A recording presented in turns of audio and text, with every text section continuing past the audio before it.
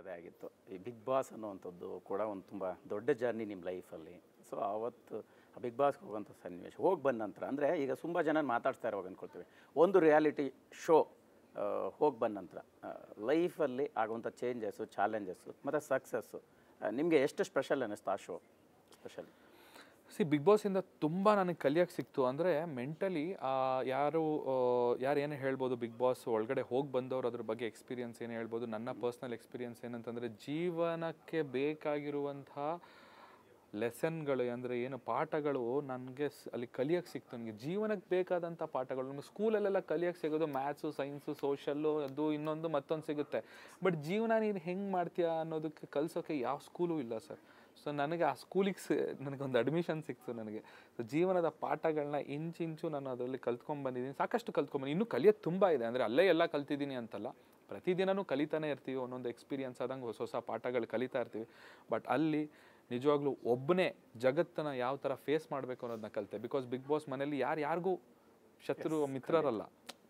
ಅಂದರೆ ಎಲ್ಲರೂ ನಿಮ್ಮನ್ನ ಒಪೋನೆಂಟ್ ಆಗೇ ನೋಡ್ತಾ ಇರ್ತಾರೆ. ಪ್ರತಿಯೊಂದು ಮನೇಲಿ ಇವನ್ನ ಹೆಂಗೆ ನಾನು ಸೋಲ್ಸ್ಲಿ ಅಂತ ನೋಡ್ತಿರ್ತಾರೆ. ಎದುರುಗಡೆ ಫ್ರೆಂಡ್ಸ್ ಆಗೇ ಇರ್ತಾರೆ. But end of the day ಅವನ್ನ ಸೋಲಿಸಲೇಬೇಕು, ಅವನ್ನ ಮೆಟ್ಟೆ ಅವನ ಮೇಲೆ ಹೋಗ್ಬೇಕಾಗಿರುತ್ತೆ. ಜೊತೆಗಿರುವಂಥವ್ರೆ ಸ್ನೇಹಿತರಂತ ಹೇಳ್ತಾನೆ ಶತ್ರುಗಳಾಗುವಂಥ ಸನ್ನಿವೇಶನೆಲ್ಲ ಎದುರಿಸ್ಕೊಂಡು ಬಂದೆ. ಚಂದನ್ ಅವ್ರ ಲೈಫಲ್ಲಿ ಆ ಮನೆ ಒಂದು ಸಿನಿಮಾ ಟೈಟಲ್ ನನಗೆ ನಿಮ್ಮ ಸೂತ್ರ, ಅಲ್ಲಿ ಬಿಗ್ ಬಾಸ್ ಮನೆಯ ಸೂತ್ರವೇ ಬೇರೆ ಆಗಿತ್ತು, ಅದು ಬದುಕಿಗೂ ಬಂತು. ಸೊ ಬದುಕಿನ ಹಾದಿ ಕೂಡ ಬದಲಾಯಿತು. ಸಹಜ, ಏಳು ಬೀಳು ಇರುತ್ತೆ, ಒಂದಿಷ್ಟು ವಿವಾದಗಳು ಬಂತು, ಅದೆಲ್ಲವನ್ನು ಫೇಸ್ ಮಾಡಿದ್ದಂಥ ರೀತಿ. ಯಾಕಂದರೆ ಆ ಜರ್ನಿ ನಿಮ್ಮ ಇಡೀ ಲೈಫಿಗೆ ಟರ್ನಿಂಗ್ ಪಾಯಿಂಟ್ ಆಗಿತ್ತು. ಆ್ಯಸ್ ಯೂಶುವಲ್ ವೇದಾಂತ್ ಅವ್ರು ಸಿಕ್ಕರು, ಸೊ ಬದುಕು ಹಿಂಗೆ ಬದಲಾಯಿತು. ಕರೆಕ್ಟ್. ಆ ಜರ್ನಿ ಹಿಂಗೆ ಚೇಂಜ್ ಆಯಿತು ಅನಿಸುತ್ತೆ.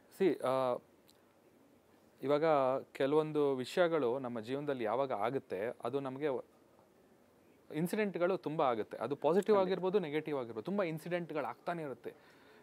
ಪ್ರತಿದಿನ ಎದ್ದಾಗ ಒಂದೊಂದು ದಿನವೂ ಹೊಸದಾಗಿರುತ್ತೆ. ಸೊ ಇಷ್ಟು ದಿನ ನಾವು ಆಗಿರೋದೆಲ್ಲ ನೀವು ಯೋಚನೆ ಮಾಡಿದ್ರೆ ಅದೊಂದು ಕನಸು ಥರ ಇರುತ್ತೆ. ಈಗ ಒಂದು ನಿಮಿಷದ ಹಿಂದೆ ಆಗಿರೋದು ಅದು ಕನಸೇ. ಅದು ನೀವು ಅದನ್ನು ಹಿಂದೆ ಹೋಗಿ ಅದನ್ನು ನೀವು ಏನೂ ಮಾಡ್ಲಿಕ್ಕೆ ಸಾಧ್ಯನೇ ಇಲ್ಲ. ಸೊ ಆ ಒಂದು ಪರಿಸ್ಥಿತಿಗಳು ನನಗೆ ಬಂದಿರೋದು, ನನಗೆ ಅದೇ ಒಂದು ಪರ್ಟಿಕ್ಯುಲರ್ ಇನ್ಸಿಡೆಂಟ್ನ ತೊಗೊಂಡು ನಾನೇನು ಮಾತಾಡಲ್ಲ. ಖಂಡಿತ. ಯಾಕಂತ ಹೇಳಿದ್ರೆ ಅಂಥ ಇನ್ಸಿಡೆಂಟ್ಗಳು ಸಾವಿರ ಬರ್ತಾನೆ, ಪ್ರತಿದಿನ ಆಗ್ತಾನೆ ಇರುತ್ತೆ. ಸೊ ದ ಥಿಂಗ್ ಈಸ್, ಆ ಇನ್ಸಿಡೆಂಟಿಂದ ನೀನು ಏನು ಕಲಿತೆ ಅನ್ನೋದು ತುಂಬ ಇಂಪಾರ್ಟೆಂಟ್ ಆಗುತ್ತೆ. ಸೊ ಆ ಇನ್ಸಿಡೆಂಟ್ ಆಗೋಗಿದೆ. ಇವಾಗ ಅದನ್ನು ಮೀರಿ ನಾನು ಇವಾಗ ಏನು ಮಾಡ್ಬೋದು? ಇವಾಗ ನಾನು ಆ ಇನ್ಸಿಡೆಂಟ್ ಆದ್ರಿಂದ ನನಗೆ ಇನ್ನೂ ಸ್ಟ್ರೆಂತ್ ಬಂದಿದೆ, ನಾನು ಸ್ಟ್ರಾಂಗ್ ಆಗಿದ್ದೀನಿ. ಆ ಒಂದು ಪರಿಸ್ಥಿತಿಯಿಂದ ಹೊರಗಡೆ ಎದ್ದು ಬಂದು ಮತ್ತೆ ಒಂದು ಗೆಲುವನ್ನ ನೋಡಿದ್ದೀನಿ. ಸೊ ಇದು ನನ್ನ ಜೀವನಕ್ಕೆ ತುಂಬ ಹೆಲ್ಪ್ ಮಾಡ್ತು. ಅಂದರೆ ಮಿಸ್ಟೇಕ್ಸ್ ಅನ್ನೋದಿಲ್ಲ ಜೀವನದಲ್ಲಿ, ತಪ್ಪುಗಳು ಅನ್ನೋದು ಇಲ್ಲ. Everything is lesson.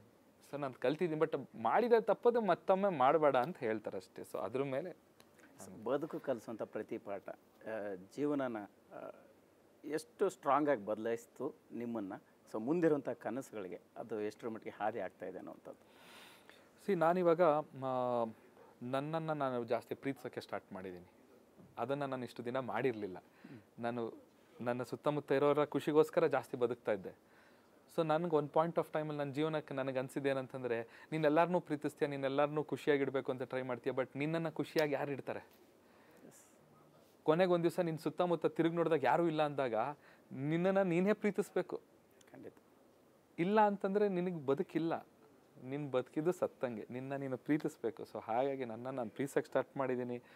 ನನ್ನ ಆರೋಗ್ಯದ ಮೇಲೆ ಕಾನ್ಸಂಟ್ರೇಟ್ ಮಾಡ್ತೀನಿ, ನನ್ನ ಬಾಡಿ ಮೇಲೆ ಕಾನ್ಸಂಟ್ರೇಟ್ ಮಾಡ್ತಾ ಇದ್ದೀನಿ, ನನ್ನ ಕರಿಯರ್ ಮೇಲೆ ಕಾನ್ಸಂಟ್ರೇಟ್ ಮಾಡ್ತಾ ಇದ್ದೀನಿ. ಇನ್ನೂ ಹೆಚ್ಚಿನ ಸಾಧನೆ ಮಾಡಬೇಕು, ಇನ್ನೂ ದೊಡ್ಡ ದೊಡ್ಡ ಹಾಡುಗಳು ಮಾಡಬೇಕು.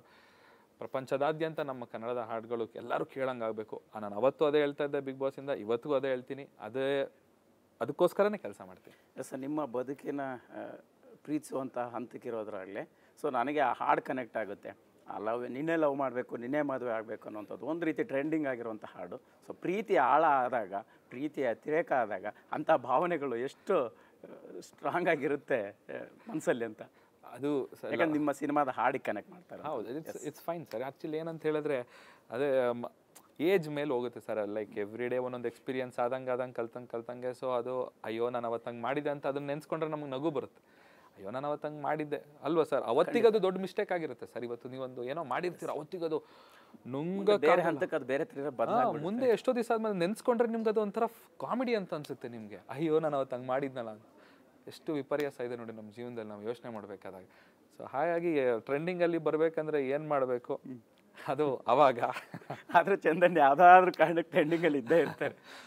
ನಿಮ್ಗೆ ಯಾವತ್ತಾರು ಟ್ರೆಂಡಿಂಗ್ ಬರಲೇಬೇಕಂತ ಅಟಕ್ ಬಿದ್ದು ಏನಾದ್ರು ಮಾಡಿ ನೋಡಿ, ನೀವು ಹಂಗೆ ಟ್ರೆಂಡಿಂಗ್ ಅವ್ರು ನನಗೆ ಹೆಸರು ಕೊಡಿ, ಟ್ರೆಂಡಿಂಗ್ ಸ್ಟಾರ್ ಅಂತ ಹೆಸರು ಕೊಟ್ಬಿಟ್ಟಿದ್ದಾರೆ ಸಿನಿಮಾದಲ್ಲಿ. ಅಲ್ಲ ಅದೇ ಟ್ರೆಂಡಿಂಗ್ ಬರಲೇಬೇಕಂತ ಅಟಕ್ ಬಿದ್ದು ಯಾವತ್ತಾರು ಏನಾದ್ರು ಮಾಡಿದ್ದುಂಟಾ ಈಗಿನ ಸೋಷಿಯಲ್ ಮೀಡಿಯಾದ ಜಮಾನ? ಇಲ್ಲ ಸರ್, ನಾನು ಅದು ಬಯಸದೇ ಬಂದ ಭಾಗ್ಯಗಳು ಸರ್ ಅದೆಲ್ಲ ನಿಜ. ಅದೇ ಟ್ರೆಂಡಿಂಗ್ ಅಂತ ಹೇಳಿದ್ರೆ ಸಾಂಗ್ಗಳು ಟ್ರೆಂಡಿಂಗ್ ಬರಬೇಕು, ಅದು ನನಗೂ ಖುಷಿನೇ ಸರ್, ಬರಲೇಬೇಕು. ನಾವು ಅದಕ್ಕೋಸ್ಕರನೇ ಕಷ್ಟಪಡ್ತೀವಿ ಆ್ಯಕ್ಚುಲಿ ಸಾಂಗ್ ಟ್ರೆಂಡಿಂಗ್ ಆಗಬೇಕು ಅಂತ. ಬಟ್ ಪರ್ಸ್ನಲ್ ಲೈಫಲ್ಲಾಗೋ ವಿಚಾರಗಳು ಟ್ರೆಂಡಿಂಗ್ ಬರೋದು ಅದು ನಾನು ಯಾವತ್ತೂ ಬಯಸಿದ್ದಲ್ಲ, ಯಾವತ್ತೂ ಬಯಸೋದು.